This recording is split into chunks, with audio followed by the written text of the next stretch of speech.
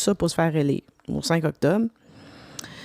On a dépassé largement. Tu sais, on peut même arrondir, là. On va arrondir ça à 1 milliard parce que, tu sais, là, quand elle coûte 250 millions de dollars, ça ne fait pas une grosse différence. Après nous sortir une autre mesure, là j'enregistre ça une telle journée. Peut-être que d'ici ce temps-là, on va nous avoir avancé d'autres affaires, là, je sais pas. Il y a une des choses, là, une des choses que je trouve drôle, c'est le fameux 22 millions de dollars pour les soins à domicile. Je le trouve drôle, celle-là, parce que 22 millions de dollars pour les soins à domicile, là, on court pas loin avec ça. Là, hein? Ça fait pas une grosse différence pour, premièrement, les soins à domicile, ces services-là. Ça fait pas une différence à monsieur, madame, tout le monde. Là. Peut-être que là, dans le fond, elle dirigeait là, un message plus aux personnes âgées. Donc là, ils vont aller voter pour elle parce qu'elle a parlé de 22 millions. C'est des peanuts. C'est rire du monde. C'est rire de l'intelligence des Québécois. Ce 22 millions de dollars-là, c'est vraiment une joke. Ça a zéro impact. Par contre, si elle avait voulu vraiment faire un impact, un vrai impact, tu prends ce même 22 millions de dollars-là, qui est des peanuts, pour la grosse machine, injecte-les donc dans, par exemple, les banques alimentaires, 22 millions de dollars dans une banque alimentaire. Là, on parle d'un impact significatif parce que quand on donne 1 $, eux sont capables de le multiplier puis de le rendre 1 $, 3 $. Ça veut dire que le financement de 22 millions de dollars, exemple, on aurait pu choisir des organismes d'alimentaires pour les nourrir des citoyens à Montréal, injecter de l'argent là-dedans.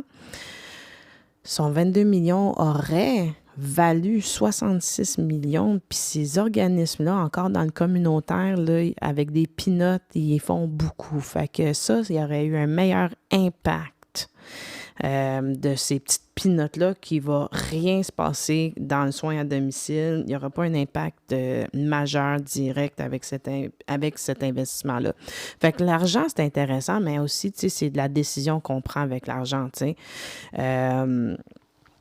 Il y a ça. Là, ouais, les matriculations, ça, c'est une autre belle niaiserie, une autre belle joke, on rit encore de nous avec ça parce qu'on va se souvenir qu'à Montréal, puis dans la ville de Québec et dans la ville de Montréal, à cause qu'il y a eu une législation provinciale qui obligeait, ces villes-là, où les villes choisissaient s'ils voulaient implémenter finalement une taxe spéciale sur le matricule pour que l'on puisse payer les transports en commun.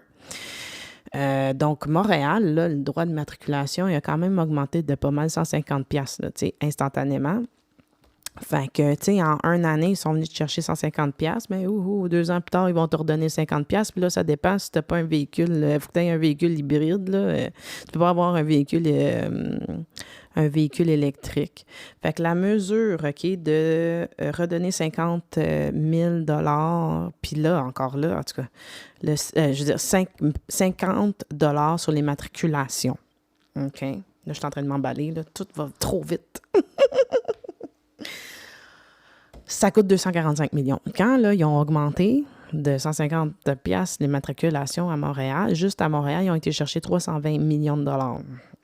Mais cet argent-là, ça va pour les transports en commun de Montréal seulement. Là, ici, c'est Montréal-Québec qui ont vraiment adopté cette loi-là. Pas beaucoup d'autres municipalités au Québec l'ont fait. Fait que finalement, le 50 $ qu'elle va donner sur l'immatriculation pour ceux qui ont des véhicules hybrides, puis je pense des véhicules, ce qu'ils appellent des véhicules, je pense d'occasion, je suis pas sûre, mais je sais qu'il y a le véhicule hybride là-dedans. Bien, ce sera eux qui vont profiter de cette mesure-là. C'est 245 millions, puis c'est une mesure donc qui est plus axée aux régions.